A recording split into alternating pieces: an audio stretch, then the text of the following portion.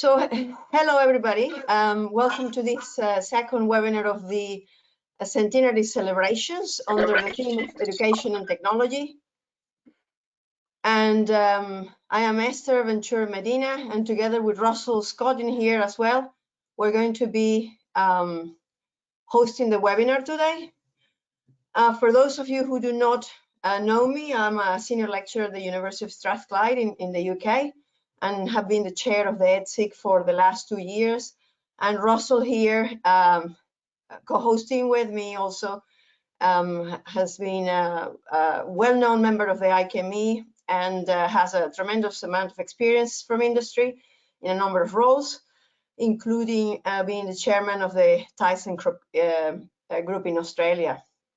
And in more recent years, he's been working as a business advisor. Both Russell and I have been part of the education and technology editorial team for these centenary celebrations, and we're really having the great pleasure of then hosting the webinar today and introducing you to this wonderful set of panelists. And do we have, let me just check quickly because I don't see here our slides.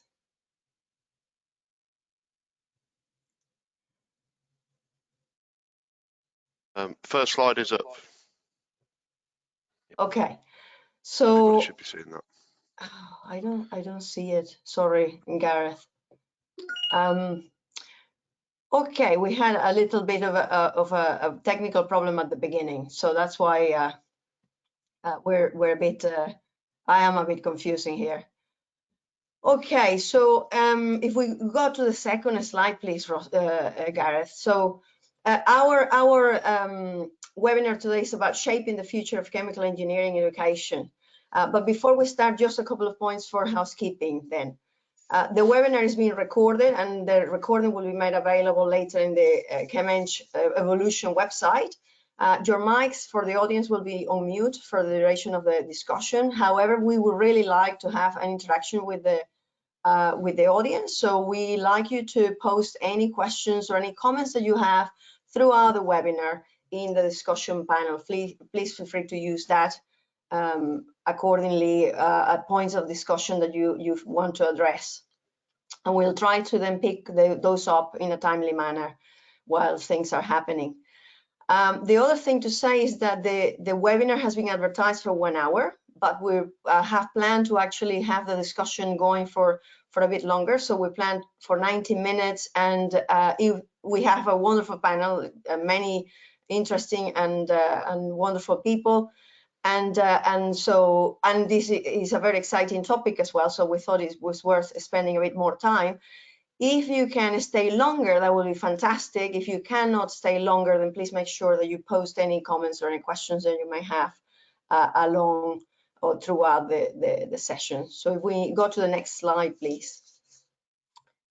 And so so before we start the discussion, I just want to also encourage everybody here to have a look at the education and technology theme and the content that there is in there in the ChemEng Evolution website.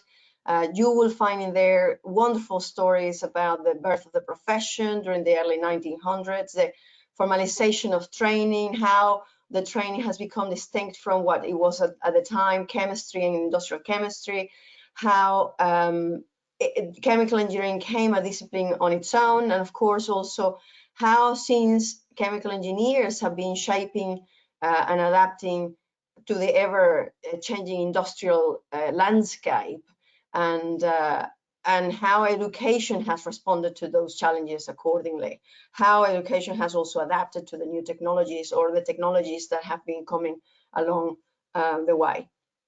So with that, then it's pertinent and nice to say that for today's webinar, if we have a slide 3, please, we're going to be looking and concentrating and discussing with the panelists on topics that are precisely around how we will continue shaping society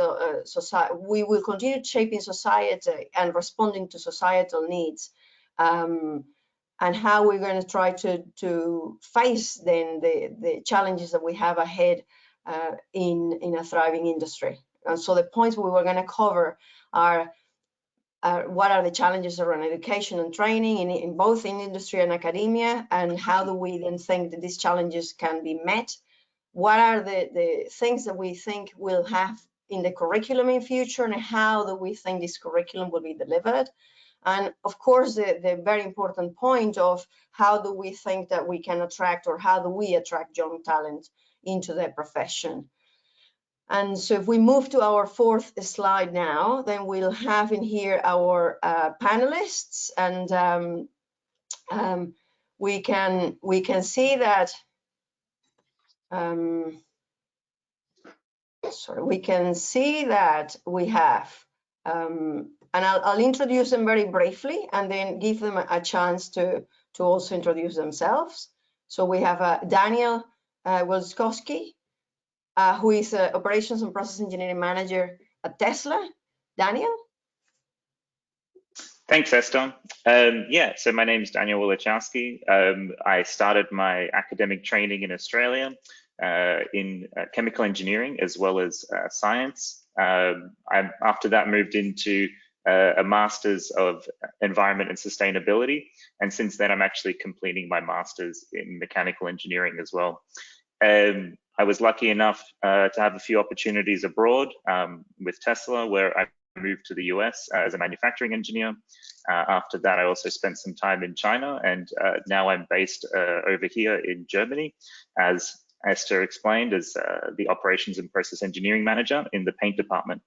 I think my perspective is pretty lucky. I get to see both worlds of like the academic side of things and also industry. So I hope to present from that perspective today. Thanks. Thank you. We also have Sadaf Hehmani, who is a Senior Business Developer at Carbon XBV. Sadaf? Thanks, Esther. Yes, indeed, as mentioned, my name is Sadaf Hehmani. I'm Senior Business Developer for CarbonX. My study educational background, I have a Master in Engineering, or known as ChemEng in the UK, from in Chemical Engineering from University of Nottingham, Malaysia. So in parentheses, University of Nottingham has 3 campuses, one in Malaysia, one in China, and one in UK. I graduated from Malaysia, and well, I'm ashamed to say, but within my study, I just got to know the concept of sustainability and circular economy, and I was very happy and amazed by the concept and the ideology. And well, I picked that up interest during my studies, and I continued my career in that direction. And also, I got interested more in the people interaction, project management, and commercial interest. So I started my career in business development in the sustainable packaging in Malaysia. And after that, through orientation year visa or visa provided by the government, I was able to move to Netherlands and continue my business development journey in CarbonX, where we produce a material that can provide a solution, a sustainable solution to many industry, one of them being the tire industry where I work in, and we help tire manufacturers to create fuel efficient tires.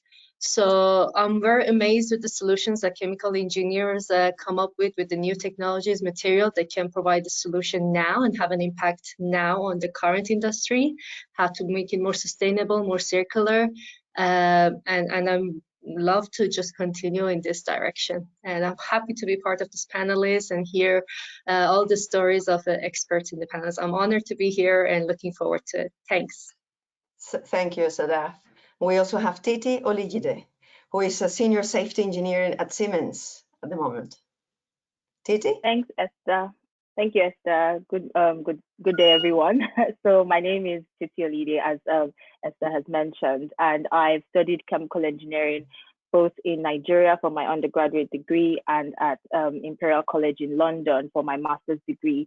And since then, I've worked in safety engineering, technical safety engineering roles across oil and gas, and currently in the railway sector. So I'm really honored to be on the panel as well, because it's an opportunity for us to discuss how, you know, the skills that we learn as chemical engineers makes us very useful across different industries, and to present my perspective as well from studying both in Nigeria and in the UK. Thank you. Thank you, Titi. And then we have Professor David Shawcross, who is a Deputy Dean Academic in the Faculty of Engineering and IT at the University of Melbourne in Australia. David.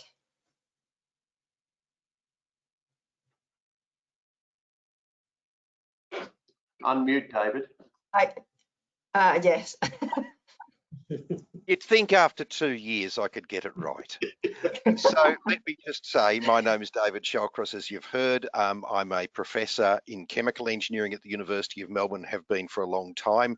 I've been a member of iChemE all that time, and it's been wonderful because iChemE has given me the opportunity to go out and visit a large number of different institutions over the years as an accreditation assessor across Australia and New Zealand, across Asia and into Europe. And it's been terrific to explore how chemical engineering is taught at a whole range of different universities. Along the way, I've been head of department here at Melbourne. I've also served for 3 years as Vice President Qualifications of iChemE.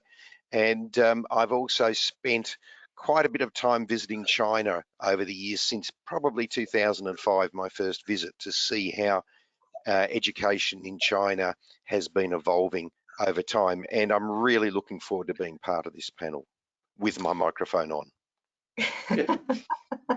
Thank you, David. Otherwise, we will remind you, don't worry. And finally, our other member of the panel is Professor Jarka Glassie, who is a professor in chemical engineering at the University of Newcastle, chemical engineering education, I must say, at the University of Newcastle in the UK. And I'm delighted to say as well that he's the 2021 Morton Medal winner. So Jarka. Thank you, Esther, and very kind of you with the introductions. So maybe I should also point out that if the name didn't give it away, I'm originally from Slovakia, where I graduated as a biochemical engineer. So there is a bit of international exposure, but like David, I've been heavily involved with iChemE over the years, having chaired EdSIG for a while, having been Vice President Learned Society just recently, and very importantly being engaged with the Education Accreditation Forum, visiting lots of various institutions and learning in the process as well how we teach chemical engineering across the world. As I said, I'm a biochemical engineer, so I'm really interested in that interface between chemical engineers and biochemical engineers. I'm currently Vice President of European Society for Biochemical Engineering Sciences, and really looking at how we make sure that chemical engineers are increasingly finding much more relevance in those areas that will undoubtedly be very important. And in terms of education itself, I'm still very keen working on various aspects, most recently around using technology, immersive technologies, VR, AR in education. So I'm really interested in hearing the views and actually responding to questions that you may have. Thank you. Thank you very much, Jarka. So with the introductions done now, it's time for us to move on to our exciting discussion. And what we will be doing in here is I'll throw out a bit of a question, and we want to be, of course, a bit thought-provoking as well.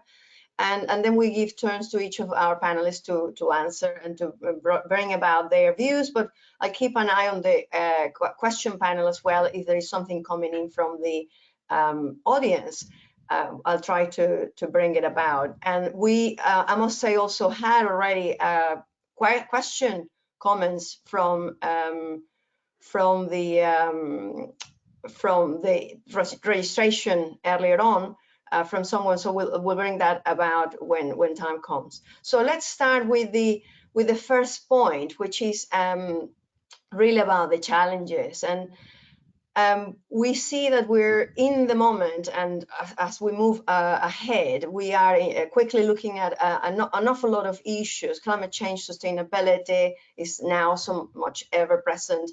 And we also see an increased awareness and need for understanding social responsibility and dealing with, of course, new technological developments and the digital transformation that is all around us. So perhaps the question is, what in your own context within industry or academia, what do you think you envisage are the challenges that we will be facing in education and training, that includes as well CPD, in the future, and what and when then we'll later on move on to how we tackle those challenges, but what will be those challenges perhaps? And maybe we will start with the industry view and perspective. So Sadaf, do you want to give us a bit of your view on that?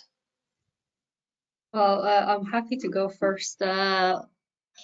As you said it, Esther, indeed, the new challenges are never ending, and that's what keeps us on our toes to come up with new solutions. But and then there is the training and the education part. So I believe in the very fast-paced changing world, sometimes maybe the education is having a hard time to keep up with the fast pace. So you have limited amount of time to train somebody that comes from high school or their A levels to become a professional engineer. And there's so much knowledge from the fundamentals to all this new technology development now that you need to input into this new students, and it's just it can be too much, it can be overwhelming, and it's a limited time, things are changing. So sometimes keeping up with this pace is a challenge. New software, modeling softwares, there's so much you can teach. Yeah, that gap it does exist. Is a challenge to the lecturers and the institutions, but also challenge to the students. They need to be proactive. You know, I think even more than other times to see what they like and what routes do they want to pursue. If the education provides it, great. If not, then they need to find solutions on how to teach themselves those skills. And I mean, the resources online are just amazing nowadays, that I guess the excuses are less that there isn't availability to learn things. No, thanks very much, Sadaf, and you raised a few good points in there. Daniel, you want us to tell us what do you think about the challenges at your end, perhaps? You're muted, Daniel.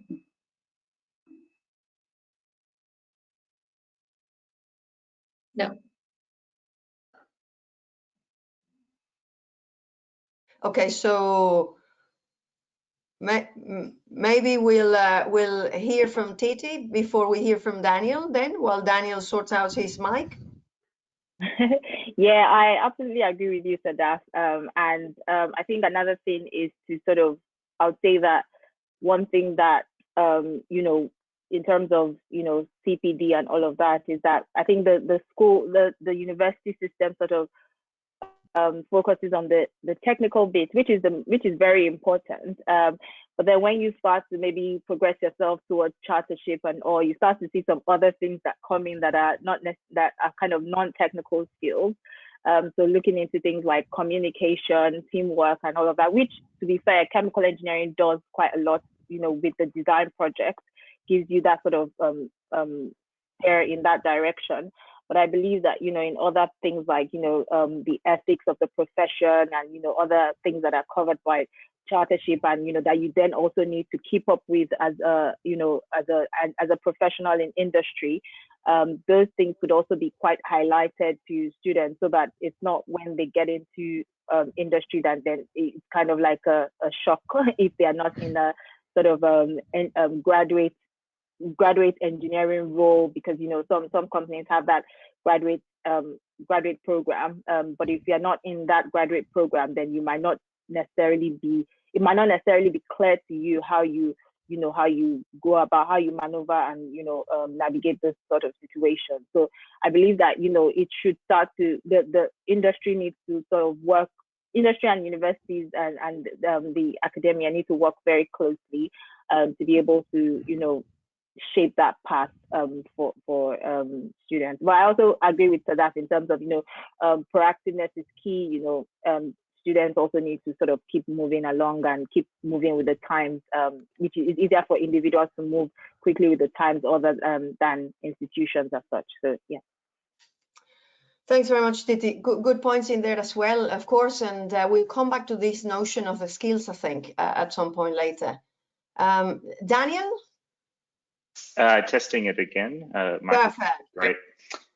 Fantastic. So yeah, what I was trying to say earlier was that I really see like two kinds of groups of challenges. And the first is really about meeting the needs of like the trainee, the student, the employee, especially with respect to like flexible arrangements, content delivery, remote working. This is definitely something that I see from both the academic side and the industrial side. With the global situation, as it's been over the last few years, we all seem to think now it is possible to have this flexibility, and I can only see that that desire will only really keep growing. So that's kind of the first group, and the second one is really about when I think of complex sustainable development challenges that we're facing today. It's really not enough to be technically strong. We need transdisciplinary approaches to solving these problems, and engineers who really have knowledge beyond just engineering. We need great communicators, systems thinking approaches. When we consider like health and safety, environment and emissions, regulatory demands, documentation, everything from construction, responding to complaints from, the public, a great challenge is being able to deliver content and training to produce engineers that can really reduce the number of interfaces and ultimately like mitigate this rise of complexity that we're seeing in what we have to do on a day-to-day basis. Thank you, Daniel. That's really, really interesting as well. Jarka?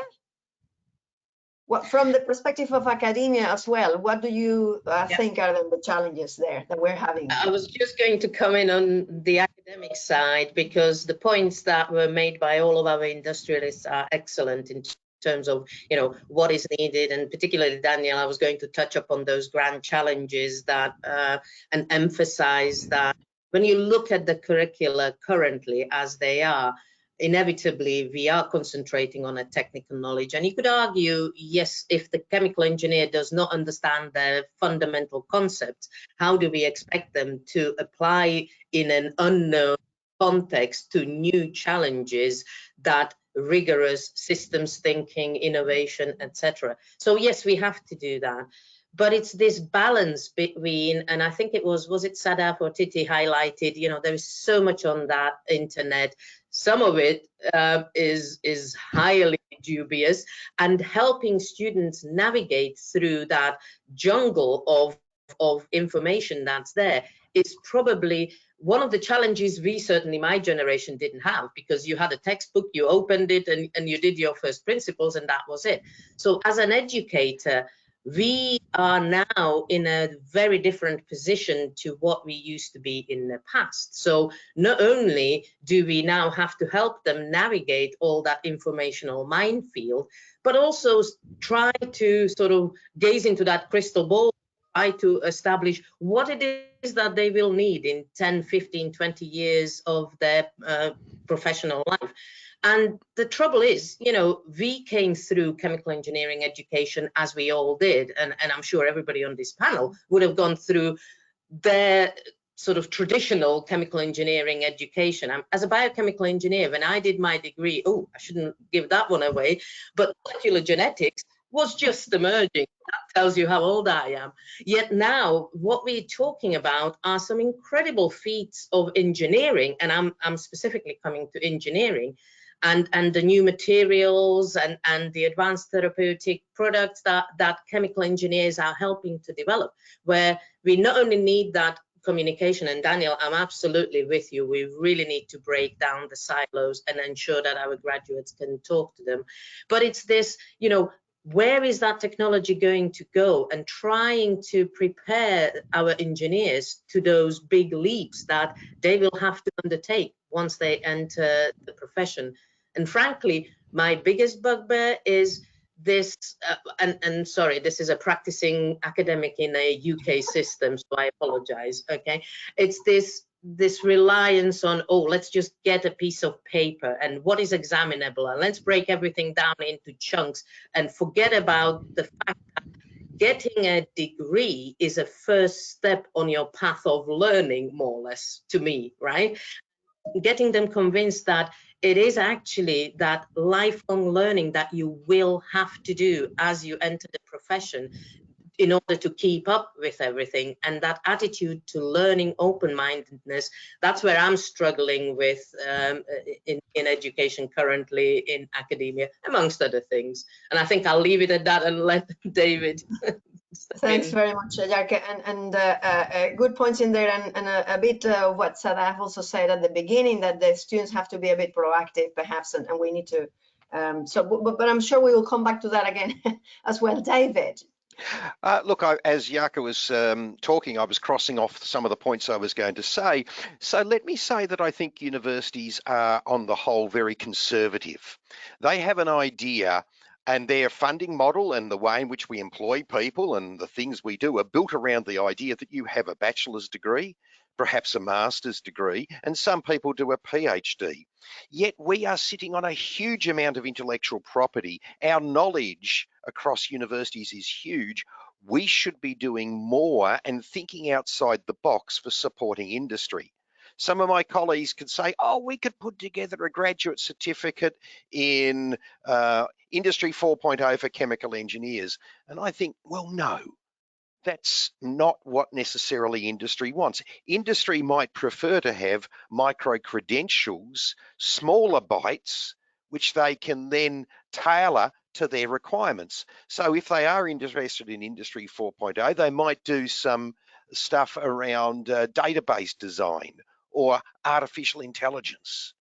Okay, so I think we need, as academics, as universities, to realise that there are other models of education that would be better suited for industry. And I don't think we can pack all the information we need to in students' heads without splitting them unless we take 7 years.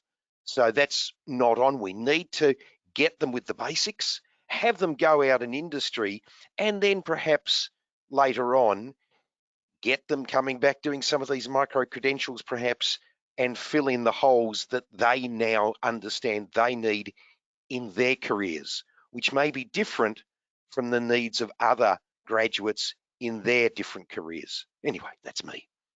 No, that's wonderful, David. Thank you. Because actually, the next point for discussion was, well, what needs to change in a sense? You know, how do we meet these challenges? And you started us off beautifully there. So we need to start thinking, I guess, outside the box. Is your point? Let's see, Jarka, what's your take on that? Just because the changes obviously that David has prompted us is about the system, the educational system. So what's your view? And then we'll go through the industry guys who will obviously have their own view as well. Thanks. Absolutely, thank you. And I guess, you know, COVID has taught us a lot of hard lessons, but it also taught us that there is a potential to do things very differently and much more effectively. Who would have thought, even with all this technological trouble that we are having this morning, that we would be, you know, delivering classes to hundreds of students on the internet. Mind you, I hated it when I'm not having the feedback from them, but then you work out ways of interacting with them. And then you work out how to bring people right across the world together into the same virtual, right, but still a same space, so that you enrich those discussions. And I'm fully with you, David. I think universities, the higher education sector, really needs to think on their feet, because the landscape is changing significantly. Not just the demand from the industries, but it's also the students that are coming into the institutions. You cannot expect them to now suddenly switch from what was in COVID times to, and you will be sitting in my lecture theatre from, in the UK, it would be 9 till 1, and if you don't turn up, this and the other.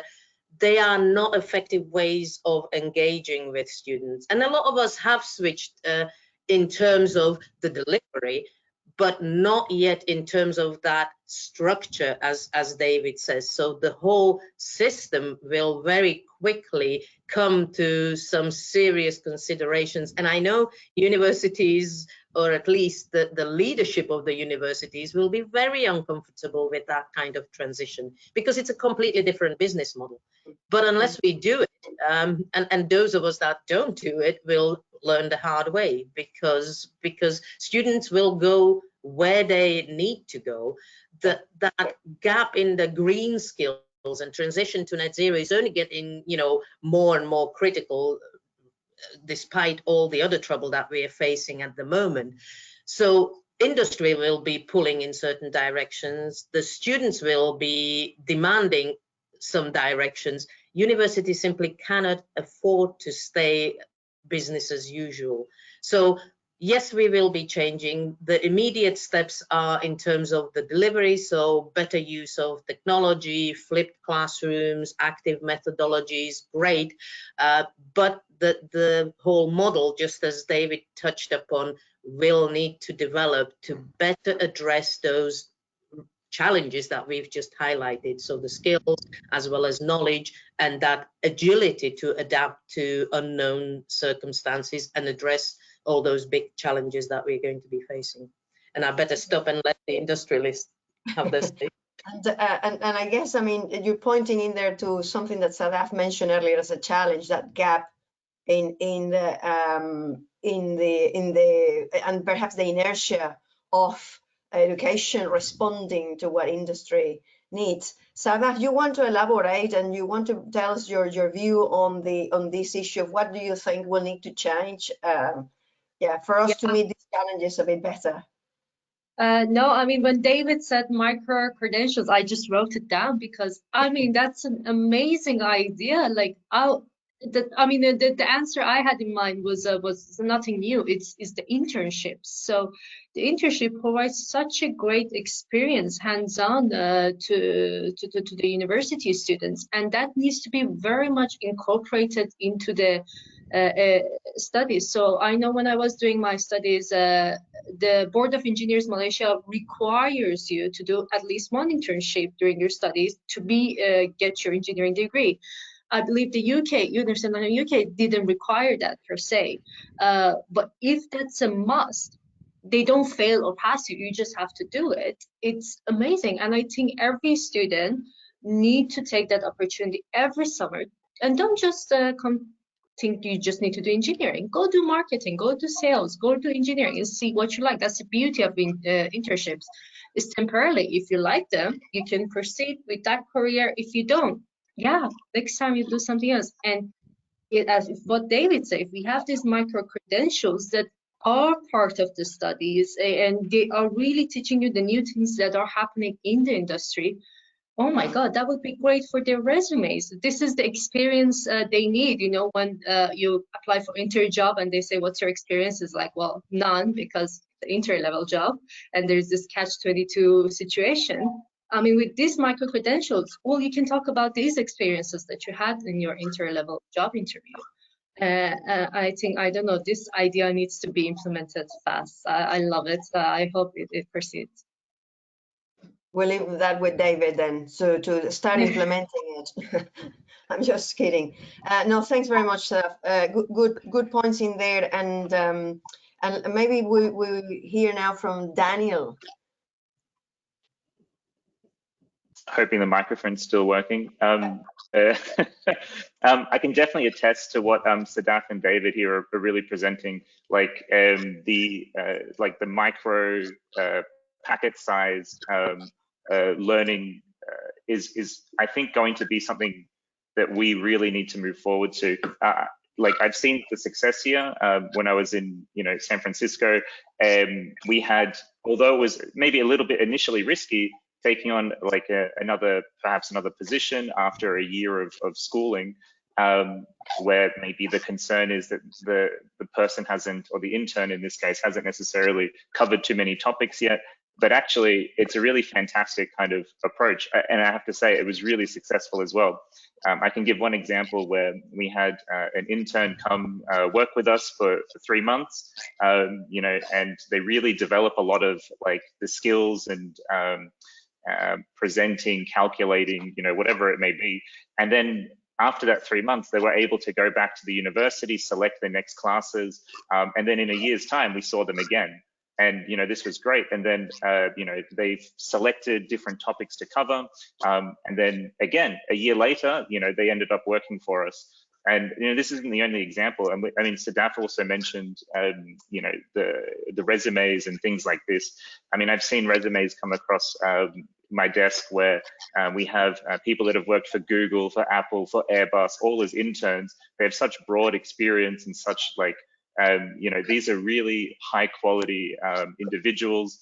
They're really highly capable because they've kind of jumped between the two, between some industry experience, and then, you know, that can help them guide their learning, like their learning profiles. I mean, back when I did my first undergraduate, it was a 5-year course, and at the end of the 5 years, you really hope that that you hit the target with what you wanted to do. But this method really helps you kind of adapt and be more agile and flexible. Thanks, Daniel. And I guess that that also what you mentioned earlier was this notion of when we were looking at the challenges, the flexibility in delivery that you mentioned before as well, which points into all these directions as well. Titi, what's your take on the you know, facing the challenges? How do we do that? How do we change the world? Yes, so I definitely agree with all the points that have been made, particularly the fact that we need to start having bite-sized learning, especially because of the attention span right now. It's really going low. So we really do need to, and to be honest, it's one thing to learn something, and it's another thing to then be able to apply it almost immediately. Your understanding of the subject is more cemented when you learn something and you apply it immediately, as opposed to when you pack a whole load of knowledge and then you sort of then have to, you come out of university and then you're thinking, okay, yeah, I remember learning something like this in my first year, or I remember learning something like this in my third year. I also had in my undergraduate degree in Nigeria was also 5 years, and part of that one of the semesters was a compulsory internship. I think, you know, just going back to Sadaf's point, having I would even go further to say like a project-based internship, because industry needs academia and academia also needs industry. In industry, we're sort of going through, you know, conventional processes. You're going through processes and you're finding challenges on the way, but your goal is not to really solve those challenges, because your goal is to make profit as a business, right? But as a university, or part of the goal of the university system is to advance knowledge. And so this is where, you know, these two need to work together. So I found that, you know, I had the opportunity to go on like a project-based internship where I had like a goal of things to do within 6 months, and then, you know, sort of present a body of work and present a, you know, so I was also able to learn about communication and, you know, just being able to manage a project on my own. That was my first, you know, foray into that topic. So I believe that, you know, and going back to what Sadaf said as well, you know, it's something that I can put on my resume, something I've worked on. So I believe that things like that are really important. You know, we have things also in the university system that we are taught that might look good on paper, but then we want to sort of implement them in industry as well. So, you know, having that, I definitely think that, you know, working more closely together is really important. And then going back to something that David mentioned, which I believe is really important, is that, you know, we are all sitting on a lot of information, but the information is in silos, and bringing that information together will really benefit, you know, bringing that information together in, again, courses, you know, that sort of thing. If someone can learn what has been done, say, in carbon capture for the past 10, 15 years, you know, to help in other development, you know, other research that's being done in that area, just as an example. So I believe that those 3 points are just, you know, the ways that we can sort of start to move away, solve these challenges. Thanks for that, Titi. As usual, fantastic points in here. And perhaps let's hear from David. No, Jarka, you wanted to say something. I see Sorry, you. I couldn't resist. I had to jump in because I want to emphasize a point. Personally, I went through an education where every summer we had to have a compulsory placement in various industries. But there was enough space in the industries, and the university helped to arrange that. let me just quickly say, as part of the Working Party on Education of EFC, European Federation of Chemical Engineers, we constantly debate this issue because our European colleagues often make the placements compulsory, and UK keeps resisting, as Sadaf pointed out. But there is actually a really valid reason for that, because we have an obligation then to ensure that the student has the ability to undertake a placement. And this is where we really need the partnership to work much better, because we not ensure, and hand on heart, I've been in that position. I was a director of education here for long enough to see that even our program, which is specifically MEng with industry, we were struggling to get sufficient placements, and that was in various aspects, not just in traditional oil and gas and whatever, pharma and food, etc. Get enough meaningful placements for the students, and that led, for example, ETSIG to producing, you might have seen it, guidelines that were meant to help industry to better understand what the benefits are, etc., etc. This was back in 2014. I'm sad to say the situation, if nothing, got actually worse because of the numbers of students that were coming through. So the proportion of students that have that benefit of industrial placement, it has decreased significantly. And you're right, we see a huge difference. But this is where I'm thinking maybe the whole model needs to be different. Maybe people just need to go out and work and then come back, maybe micro-credentials, maybe in a different model, but actually go out there, earn, learn discipline of work life and responsibilities, because sometimes that makes a biggest difference to our students when they return, but also learn what it is that they want to pursue in their chemical engineering career. It makes the learning process much more effective because they then understand what they want to be engaged with. So please, can we work with industry much closer and make sure that we engage as many students as possible in these valuable opportunities, or then put it on the head and just say, let's make them all work and then bring them back in and educate the necessary bits, maybe through micro-credentials, maybe through other models. And I'll shut up, sorry to interrupt. That's good, because I mean you're spot on with the specifically the UK system, where having been in Manchester years ago, where there is also an industry program, it was really problematic to be able to have placements for everybody. And at the time, I'm not there anymore, but I think that the system persists, that students had to find their own placements because the university couldn't guarantee, we couldn't guarantee placements for students, which is difficult because there's a number of finite, placements, internships in industry.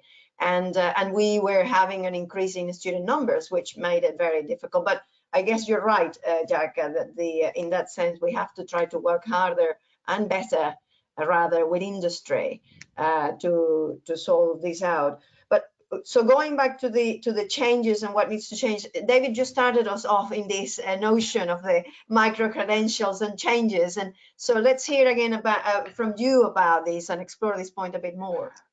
Well, I might say that the idea of micro-credentials has been around for a few years now, and we are seeing them happening and taking place in a number of different sectors, not necessarily though in chemical engineering or in any of the other engineering disciplines. I'm aware in my own faculty in computing and information systems that we've got a number of micro-credentials that are specific to the needs of some big companies that have said, we need to train up a group of our employees, for example, in artificial intelligence or machine learning. Look, I did some work for the World Council of Chemical Engineering a few years back, looking at Industry 4.0 and what we need to do. And to my mind, and the feedback we got from industry as well is you don't necessarily want to train your students who are about to become graduates with a heck of a lot of stuff in the area. They need to know the basics. It's when they get out into industry and they understand more about what industry is about, then they can really benefit from coming back perhaps to do some micro-credentials in various areas. I'd also like to say, of course, that there is a huge body of professional chemical engineers who have been working out in industry for 5, 7, 10, 12 years, came out with fantastic degrees who know absolutely nothing about, for example, Industry 4.0, about data analytics. And so I believe there's a huge demand there that's largely unmet, unfaced by universities about training those people up. And the other group that I think needs to be trained up in some of these areas, not necessarily going to help the profession, but help industry, are the data analysts and programmers and stuff who would actually find it really useful to know some chemical engineering as well. So it's the other way round and saying, let's have some micro-credentials for those people so that they understand the basics about heat exchangers or material and energy balances or distillation columns or ion exchange units or whatever. So yeah, I think there's a lot of potential there, but once again, it's getting universities to get away from their traditional approach to education. Yes, it's hard to change the ways. It's comfortable to be in where you know, and of course any change requires energy and commitment, and that's sometimes the difficulty, right? So and I guess the other thing you pointed out at these micro-credentials and made me think about the number of MOOCs that we see nowadays out there and the number of online courses where you have this little module, this little module, this little module, and you can either add them up and get a master's or whatever certification if you want to, but equally you can take them piecemeals for whatever is it that your need in your local environment, working places. So thanks for that, David. Now, we've just to remind the audience that we're very keen on hearing from you as well, and post your questions and comments if you don't have questions, your ideas and your comments, so that we can discuss them as well and bring you into the discussion. One, we've talked about the challenges and how we need to change things, and then brings me to the next point, perhaps, about what will the curriculum look like, because we have heard about we need more flexibility in delivery. We need also to have this notion of perhaps thinking more transdisciplinary and thinking about gaining experience from having done perhaps internships, not in the traditional chemical engineering context, but in all other contexts. Daniel was mentioning before some graduates who have done perhaps internships in Google and companies that wouldn't normally be the mainstream chemical engineering as we see it. We also see, and I think this is an important thing to say, the discipline has always been, I guess we've very much to do the fundamentals, the material energy balances, the thermodynamics, transport, separations, and so on. And with those tools, we are able to tap into many different domains. And we see graduates sometimes going to finance and other sectors as well. But it's not the common thing. But I think that we are looking at a trend where that is happening more, precisely because of the challenges we're facing, perhaps. So, I mean, in a sense, one of the questions, and this is also a question from Philip Haywood, who sent us the question through. Now, in general, we've seen a lot of the things that we do and the teaching that we have packaged in a way that is very suited for the traditional sectors, for the traditional industries. Do we think that we're going to be looking at the content of the curriculum in future with different things in it? Are we looking at perhaps a curriculum that is more focused on skills, or how do we think that the education, the curriculum will serve these sector-specific perhaps needs now that we're perhaps starting to tap in different areas, and perhaps also the moving in my view, and this is perhaps me coming in here with my own biases, is we need to have this change from this is a course in thermodynamics, and this is a course in and so on. This is a project where we are looking at the concepts of in the background. So instead of having the content at the foreground, having the content at the background.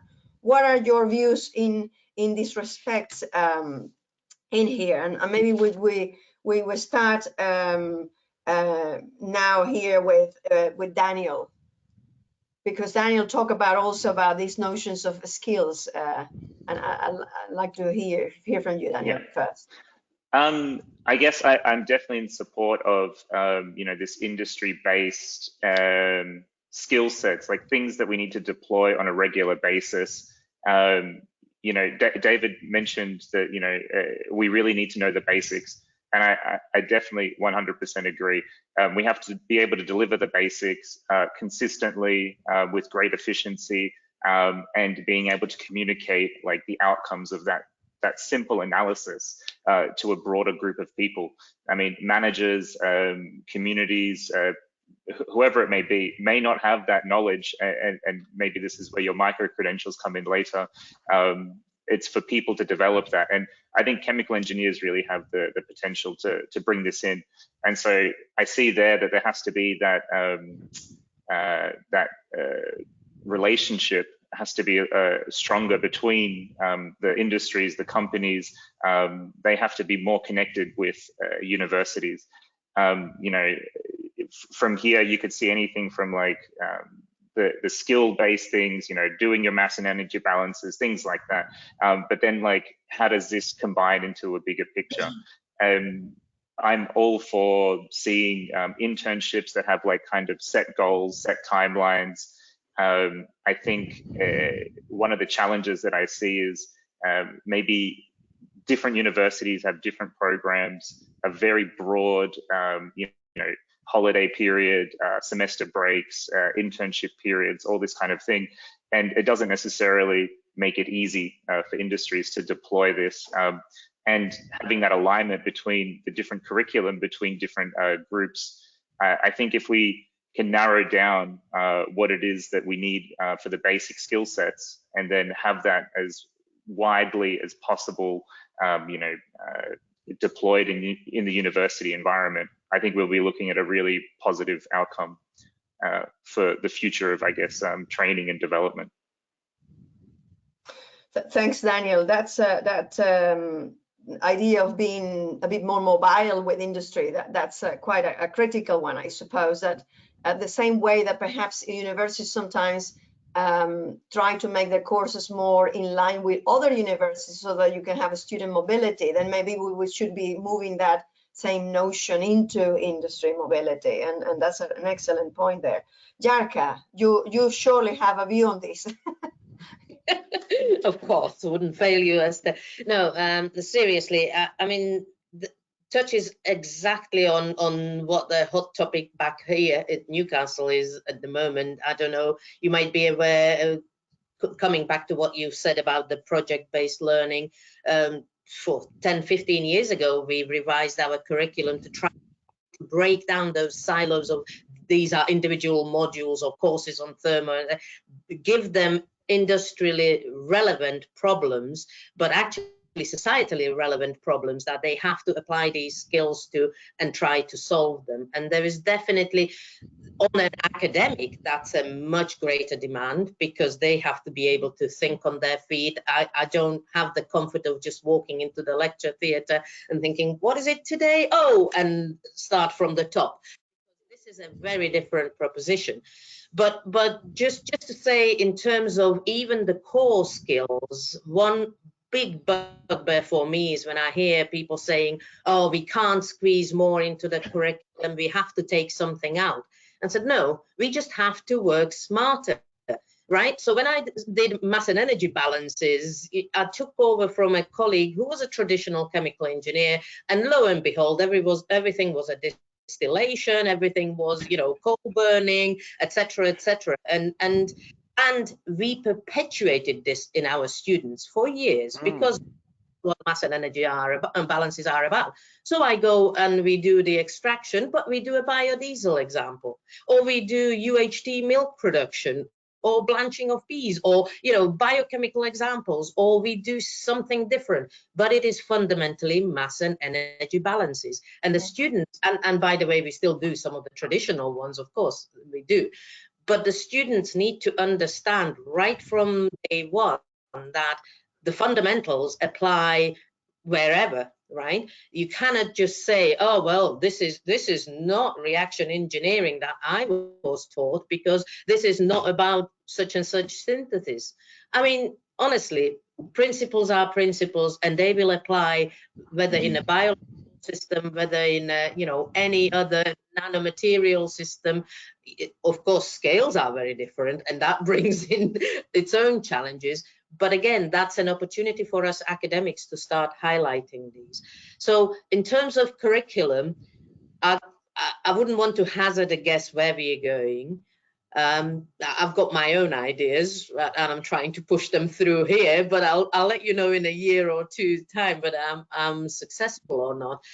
But it definitely needs us to think more creatively about how we teach those fundamentals. So yes, let's agree this is a core ChemEng that industry absolutely need to recognize, as this is a chemical engineer coming to me. But our graduate must also understand that this is not just, you know, I haven't been trained for, and I'll take it controversially, audience, shoot me down, I'll take it down to sustainable energy or battery production. So I was trained to produce batteries. Yeah, maybe for a little while we learn that that's not going to take us too far in our energy hungriness, and batteries might not save us when we start thinking about use of precious materials and things. You must understand that you're being educated so that you can use those core skills in the areas that will start emerging later on in the life. And again, I'll stop and let others challenge me. Let's hear from David next then. Okay, so it's interesting to hear some of the ideas. For me, we should move away from the idea that every chemical engineering program should be the same. That yes, there should be some programs that will have a greater emphasis on, for example, in some parts of Australia, mineral process engineering, because that's really important in some areas, and that might be present as electives. My own university is alone in Australia really in offering chemical engineering as a 3+2 model instead of a traditional 4-year model that you'd find in many countries. So I think we all need to look at what's important to us and come up with our own distinctive styles. But the other thing I'd like to say is it's not also just about the content, it's about the delivery, as Yaka has said, and also about the assessment. And I believe that in the last 2 years, you know, the coronavirus has forced us to realize that we can assess in different ways that are just as good, even better, and are even sometimes more efficient for academics, and also just allowing students a different style of assessment. So I think there's some very exciting developments in the whole delivery mode and in the whole area of assessment. And I will say what I've said for a little while, we're not teaching Generation X or Generation Y, we're teaching Generation Xbox. And they are used to that sort of gaming environment. And if we're going to go online, we have to be of a good, solid standard. Thanks very much, David. We will pause the idea of the delivery and the assessment for a moment, because that's the next point I wanted us to discuss, but it's a really important one. So let's hear about this notion of, you know, the content, the things that we want to have in the curriculum, perhaps from Titi now. Yes, no, thank you for that. So I think for me, in terms of the content, I know it's been mentioned today about how, you know, we need to bring some things to the foreground rather than in the background. So for me, for example, having learned about, mass balance, unit operations, and all of that, for a long time, I really struggled to show how I had analytical skills, or how I had like communication skills, or how I had teamwork skills.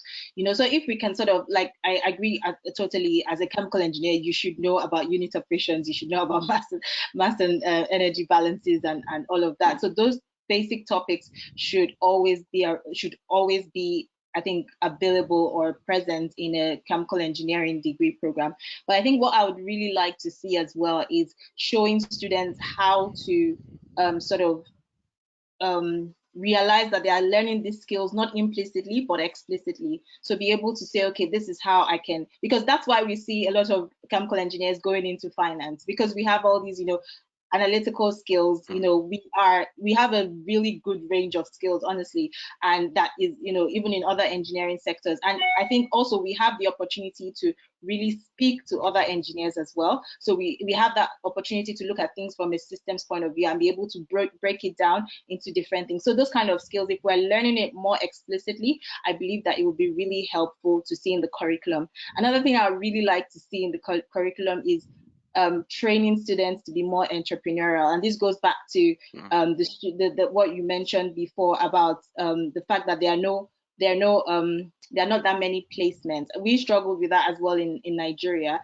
It's a problem as well in Nigeria. And I think it's also the cause of us seeing a lot of chemical engineers going into finance or other sectors. Not that it's a bad thing, but but it's also, if we have that entrepreneurial, because there are only so many oil and gas companies you can have. There are only so many big food, FTSE 100 sort of companies you can have, chemical processes. But if we're a bit more if we have that entrepreneurial spirit, whereby we can then say, okay, we are 4 or 5 of us that have finished from this, we worked on this design project, we would actually like to take it further, or we worked on this research project, we like to take it further, or even,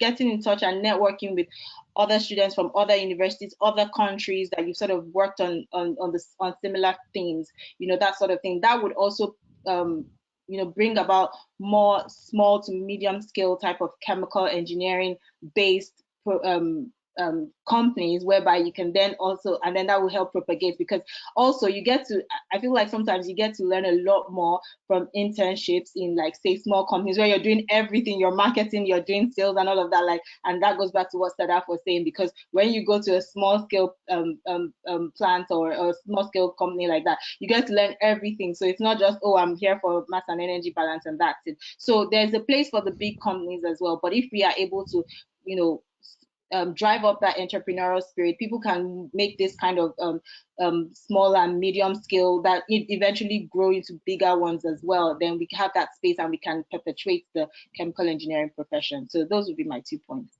Thanks very much, Titi. I mean, very good points on sort of translating skills and also gaining skills across different roles, so to speak, when you are in a small company. Sadaf, what's your view then on this one?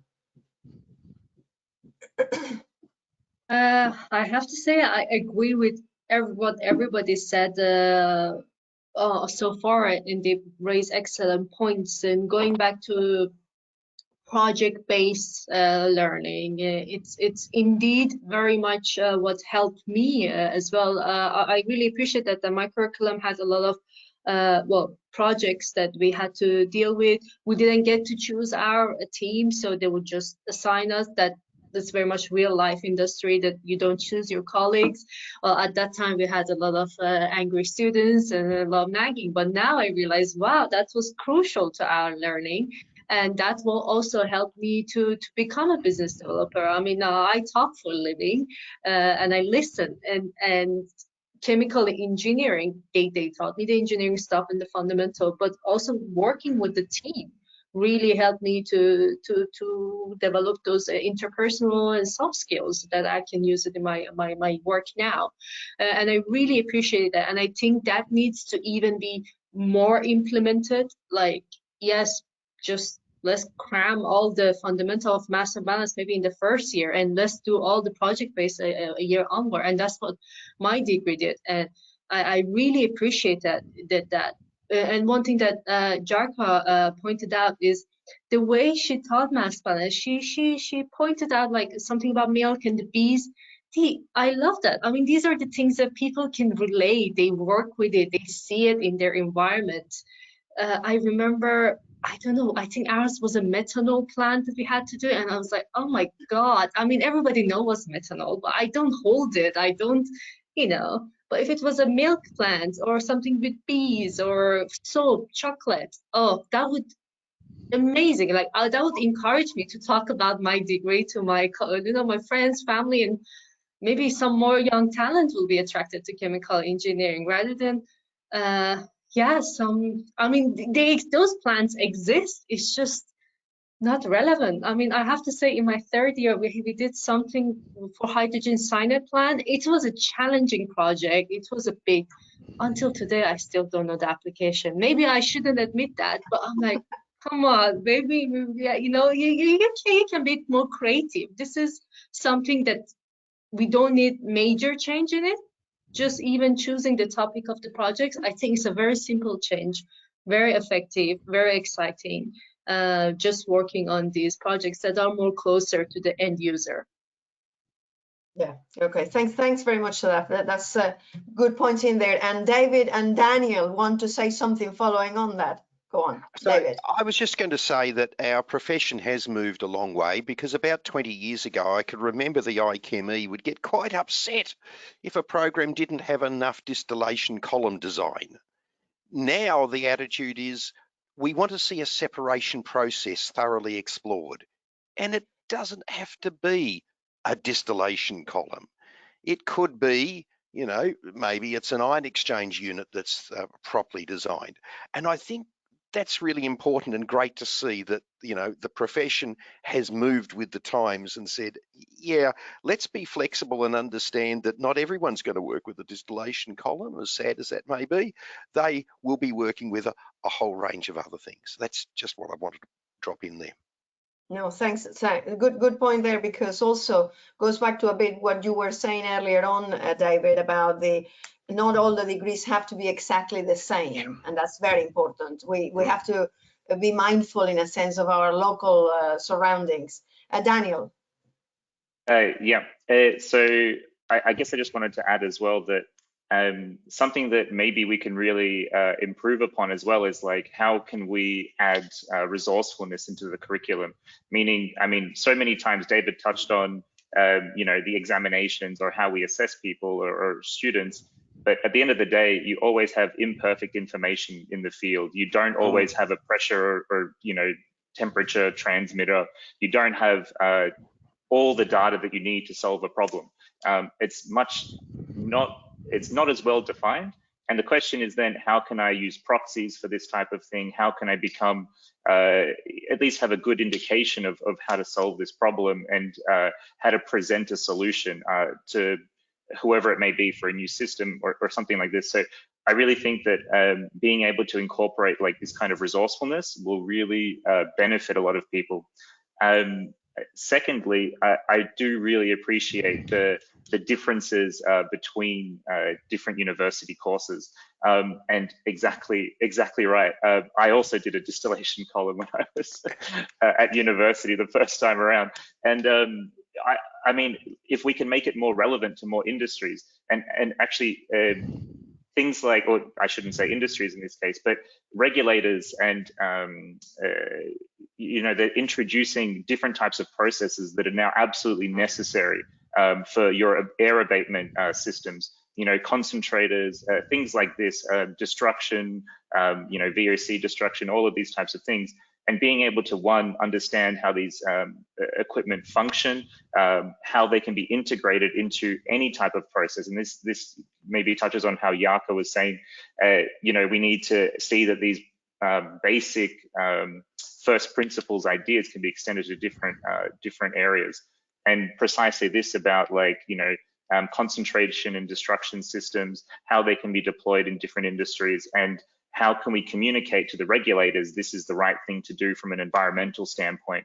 If we have someone that is capable of bringing all of those pieces of the puzzle together, they really reduce complexity. You can focus on one individual instead of having 4 or 5 different compartmentalized pieces of the puzzle. Thanks. That's excellent points there as well, Daniel. And perhaps I'm just conscious of the time, and the conversation has been exciting and excellent. But I want us to make sure we cover the point about the changes now in how we deliver. I mean, we've seen a tremendous change in the last 2 years. Everybody's life has changed dramatically into how we used to do everything, from the shopping to being together with friends, to how we do it now, or how we have been doing it. So what do we anticipate in terms of changes in the way we actually deliver? What will the classroom of the future look like? So if we can stretch the concept of classroom in here a bit. David. Oh, look, thank you.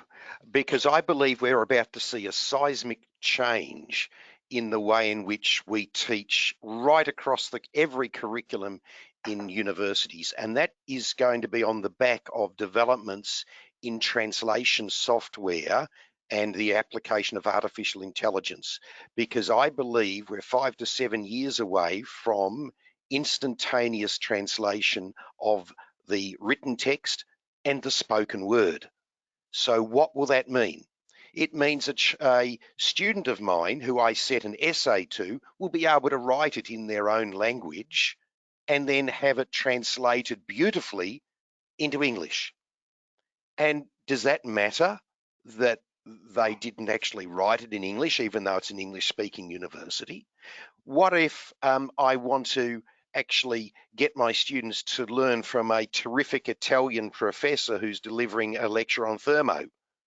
Well, they can deliver that lecture in their language, and we'll be able to watch that and get that automatic translation, not only the slides, but also the spoken word. And if you don't believe me, just think about how fast translation software has come along. And if this is true, it's really going to revolutionize the way in which not just chemical engineering, every discipline is going to be taught around the world. And we're going to be able to have students from right around the world enroll in our courses, even if they can't speak English or Bahasa or Spanish or whatever the language is. So I think that's 5 to 7 years away. And I think that's going to be a big change. Sorry, you wanted to be a bit controversial. No, that's excellent, and that's a massive, and it makes me think about how quickly then things can happen, and how much in the background also can happen. Titi, what's your view in terms of how should or how would the classroom of the future look like?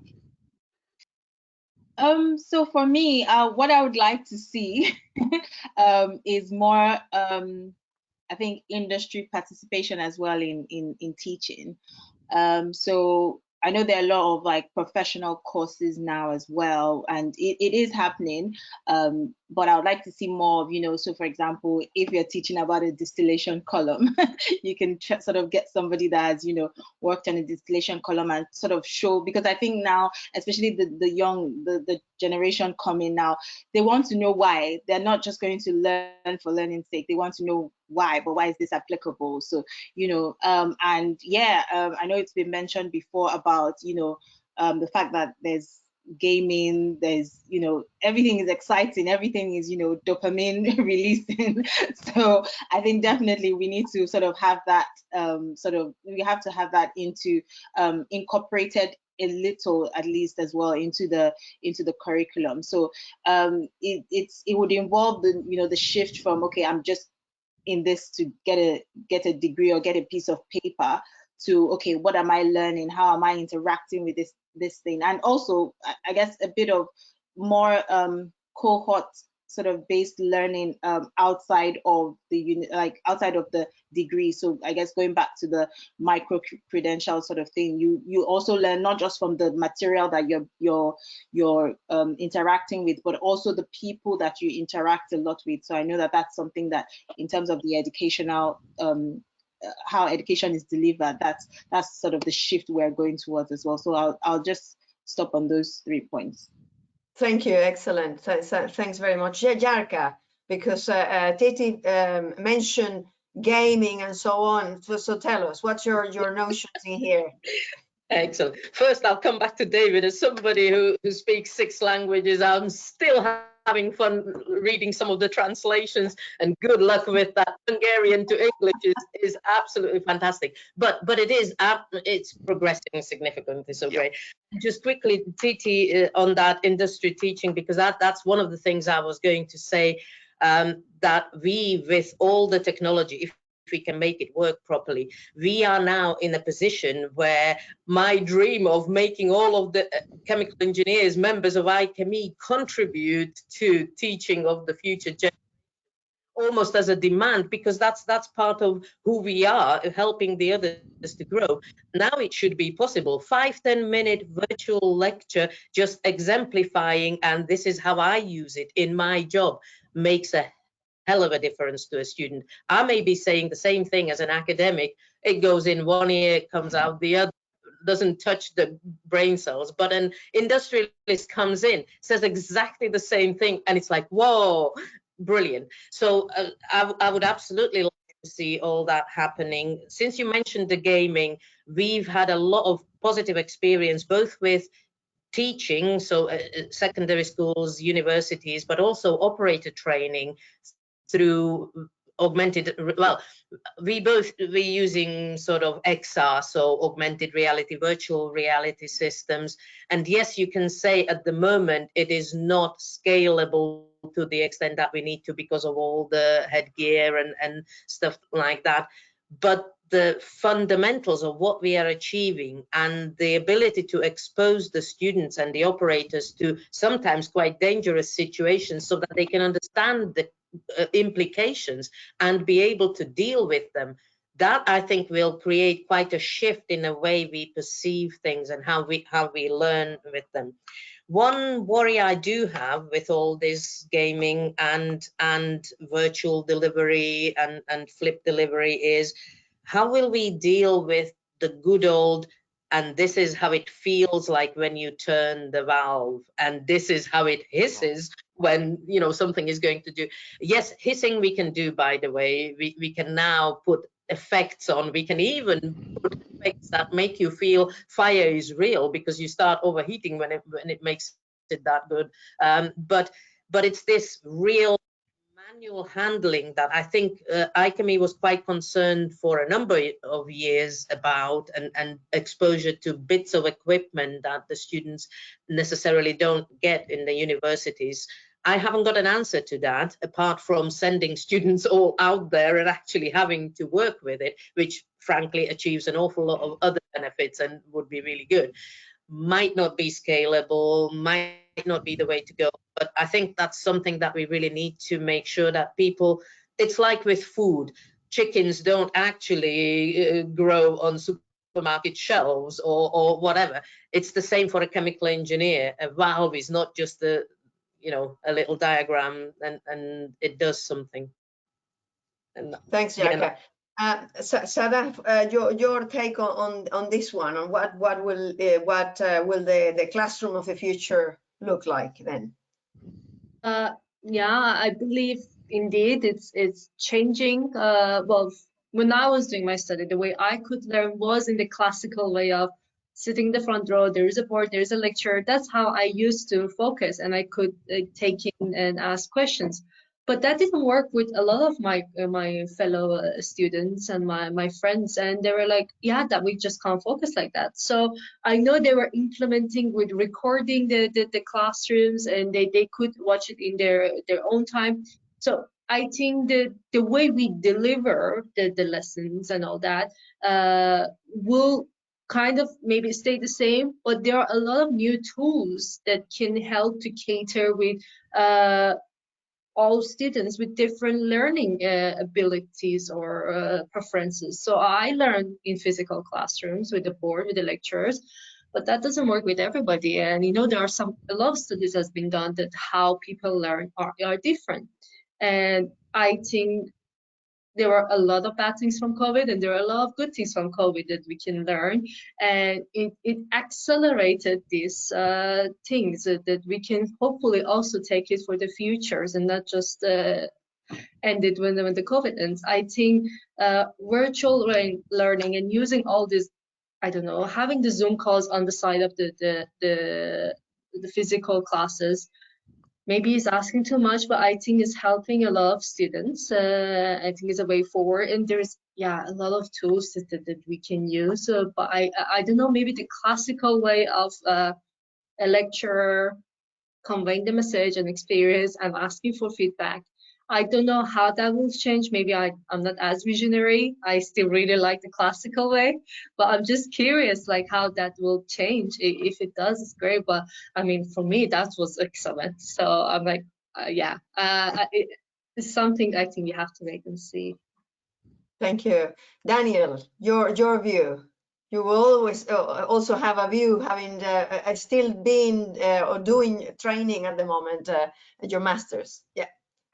Yeah, so absolutely. I think the hybrid environment is where we need to kind of set our sights for the next little while. It really seems to be more flexible. You know, you can take a lesson from wherever you need to be. If you need to go on like a 2-hour walk, you're able to do so. I really have to say I enjoy the hybrid environment, and as Sadaf said, I think it solves a lot of different challenges for different students. I'm not sure from the teaching side whether it's easier because maybe there's less feedback from all the black screens, but I have to say from my side, I really appreciate it. Sometimes I have to wake up in the morning, but it's not too bad. Aside from that, I really think David's hitting the nail on the head with the language approach. I mean, I've worked in China, in Germany. In my current office, we speak maybe 5 different languages.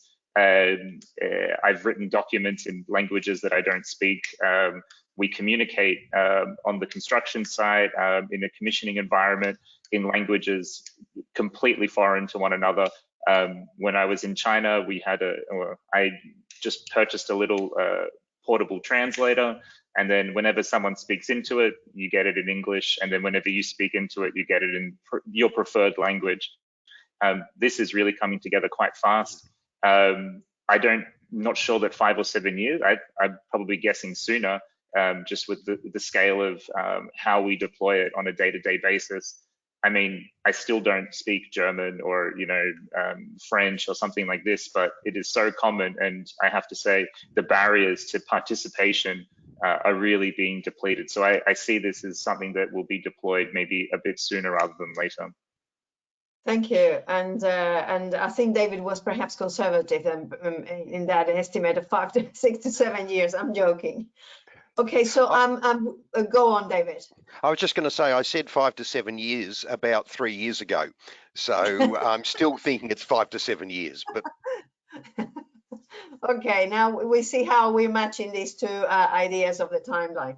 So I'm conscious of the fact that we're coming to the end of the time. There was one other point, and perhaps well, 2 more things that I thought we wanted to explore, and maybe just very, very briefly, if you give us your views on that. And it's this notion of engaging the young talent, the newer generation, the pipeline coming into the profession. So how do we actually do that effectively, perhaps?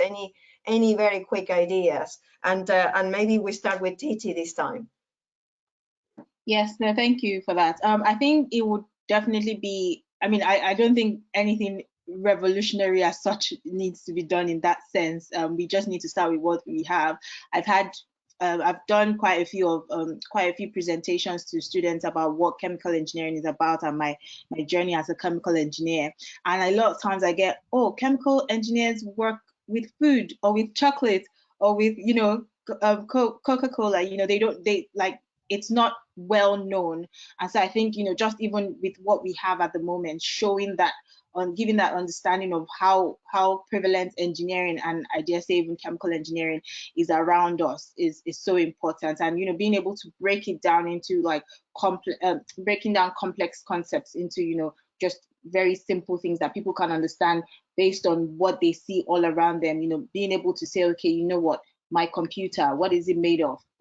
And just break down that process, and showing people what chemical engineering is really about. You take raw materials, you make finished products out of it, and all the processes around that. So I think that's really important. And again, probably industry, I know I try to do quite a bit in that area, but yeah, I think we all need to sort of do more to just show people what chemical engineering is about, and they do get interested, and it starts to give them ideas like, okay, I can contribute to a better society by being an engineer. Thank you, David.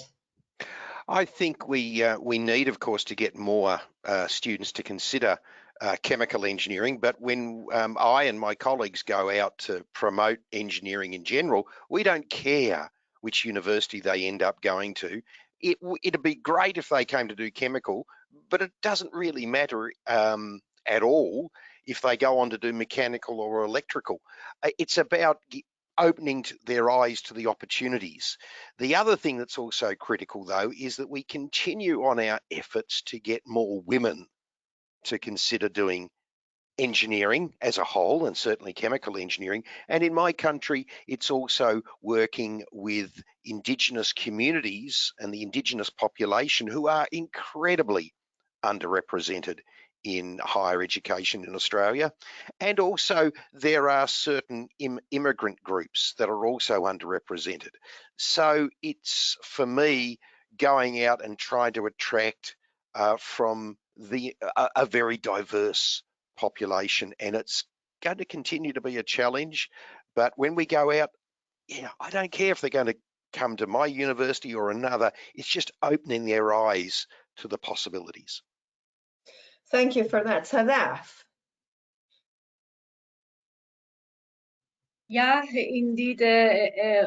I come from a Middle Eastern background, so our path is either you're a lawyer or a doctor or engineer. So in that sense, we are all going to engineering. Maybe we actually need to diversify to consider other things. But yeah, I agree with you. We need to attract a lot of pool of talents, and I mean the classic joke for chemical engineering being such a broad degree is that you're a chemist. I mean, up until today, my manager says, "Oh, Sadaf, you're a chemist. You should know this." I'm like, "Oh, not really. I'm a chemical engineer." And then we go to the discussion. But that's the beauty of chemical engineering. Like, you can develop your career in many routes. So it's really nice to see, even in this panel, like Titi from Siemens, which somebody would maybe connect it to electrical engineering, but no. See, a chemical engineer can very much do that. Or Daniel from Tesla. So it's really nice to see that, okay, people think Tesla, oh, you need to be mechanical engineer for sure. No, you need to come from different backgrounds, and you can develop your career in that direction. So showing this diversity of what chemical engineering can bring to you is amazing, because when I started chemical engineering, it was very much like oil and gas. Oh yeah, chemical engineering, oil and gas. And that's not the case at all these days. If anything, oil and gas is the least priority, and there's so many other industries that need chemical engineers, because we see the whole picture, and that gives us this flexibility. So I think we need to promote that even more to attract young talents. Thank you. Daniel, ideas on this? I really have to agree with everyone here and just keep driving home this message that it will be really up to us how we work together to develop that vision of what it means to be a chemical engineer and deliver that message to the next generation. I think a visible and engaging industry presence is a really powerful motivator, and it helps potential students see what that future can look like as a chemical engineer. And as David really accurately said, this presence should be representative of the diversity that we need in the field, or in the chemical engineering or engineering field in general. I mean, so I would definitely go out and propose, more industry open days, not just where industry comes to to the university and demonstrates what jobs they have. But the field trips, all this type of thing, seeing what a turbine looks like, how it can process steam to make electricity, all these types of things. I mean, when you start to see how the influence of a chemical engineer is so broad and so impactful, I think this is where the focus needs to be. Right, great. Jarka. Okay, so to all of what everybody else said, just 3 quick points. First one, maybe, I think we need to start very early. By the time we get them in secondary schools or wherever, it's too late. They would have gone and done history, and which is really important, etc. Then we need to get them very early on. Early on, kids are explorers. They're interested in finding out how things work, why they work. We need to feed that curiosity. We need to make it fun. If anybody is interested, we developed an educational game, Cosmic Clean, recycling. How do you do separations and things? Kids love it. 5, 6, 7-year-old kids. That's what brings them and maintains that interest in it. And that actually shows that chemical engineers are part of the solution to the problems that we are facing. And I think that's a powerful message, because often we are seen as the polluters, as the nasty people. And look at all the plastics in the oceans. By the way, it's us using them rather than, okay.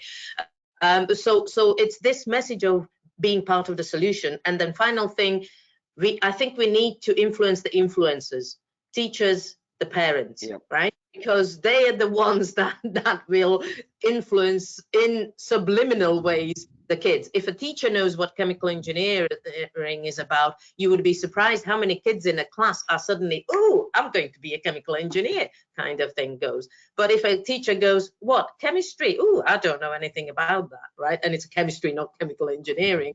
Part of your message is gone. And I'll stop there. And just quickly, ITME did a really good job with that. Why not ChemEng?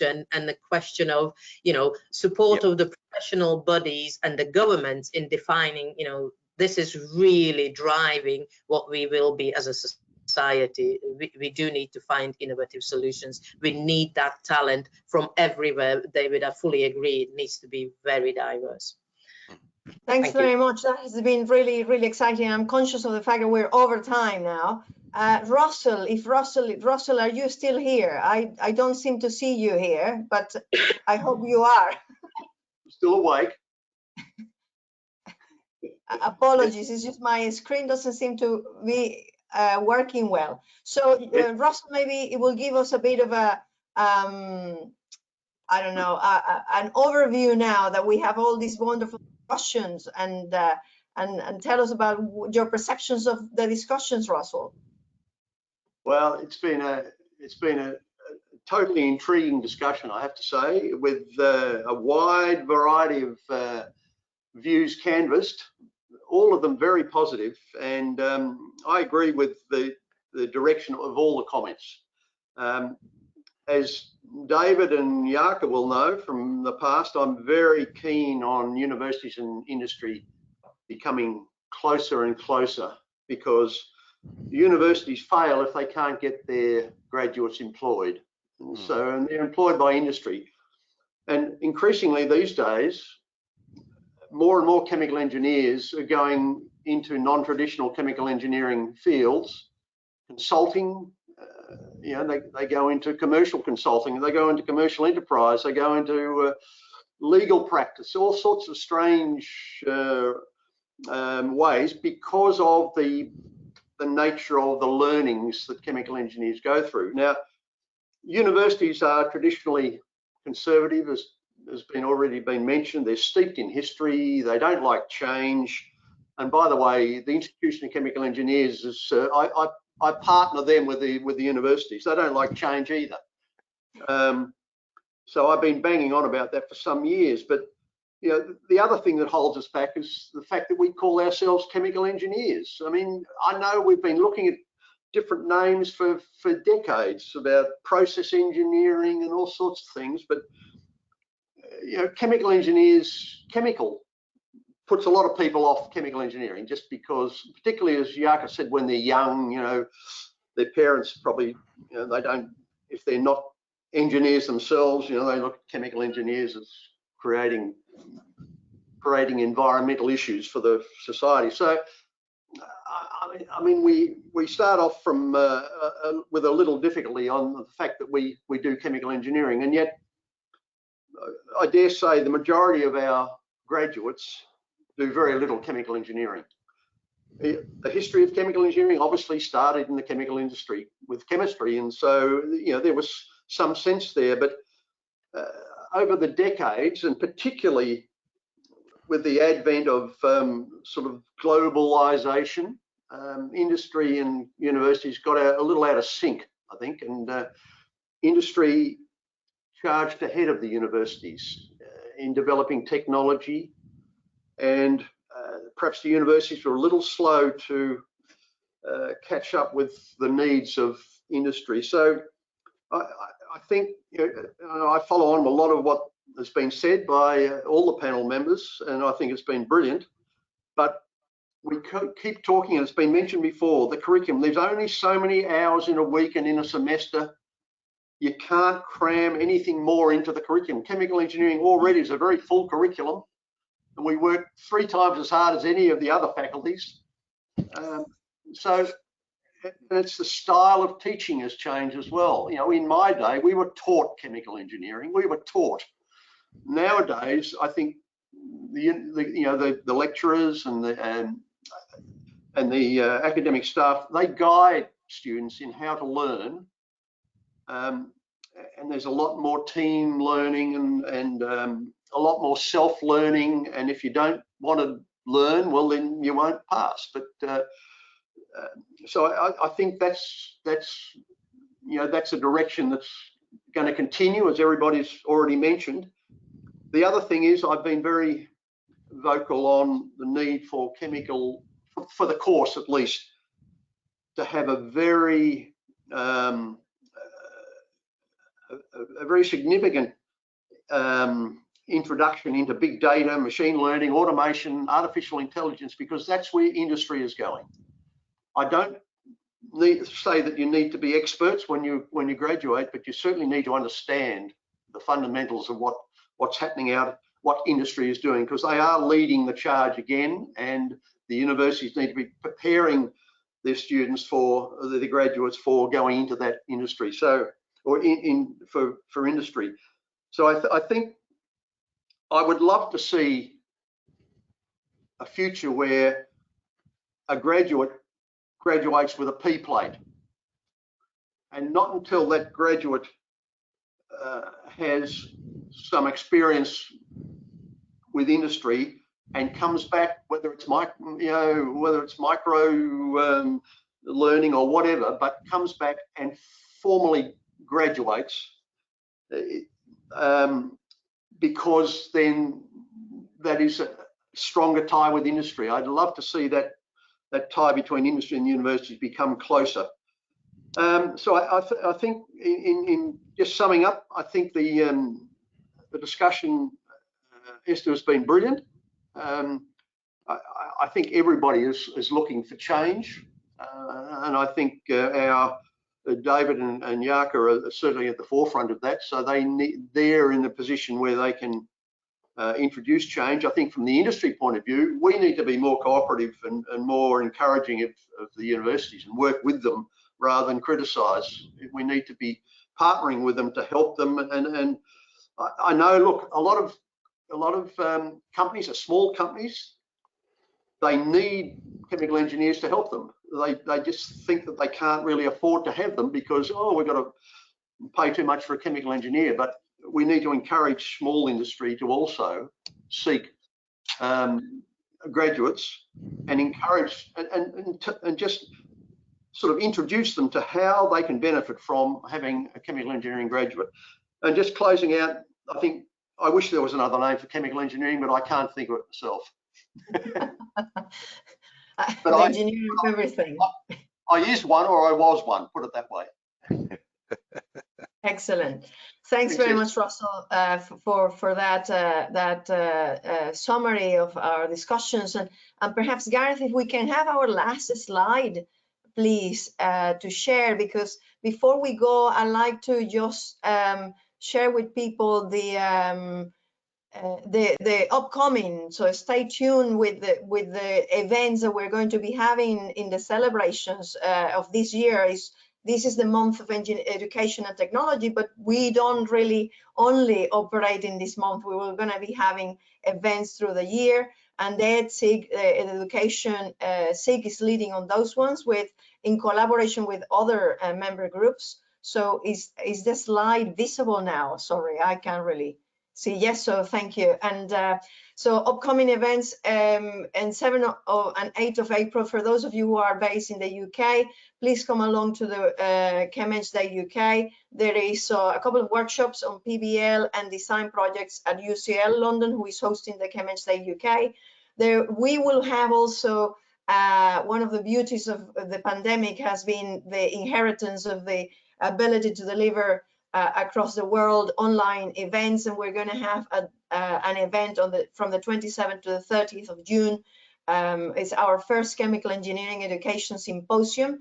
We're planning to have also sessions like this ones where we're actually discussing topical aspects and also showcasing innovation, but we very much would like to be, like today, looking at the future.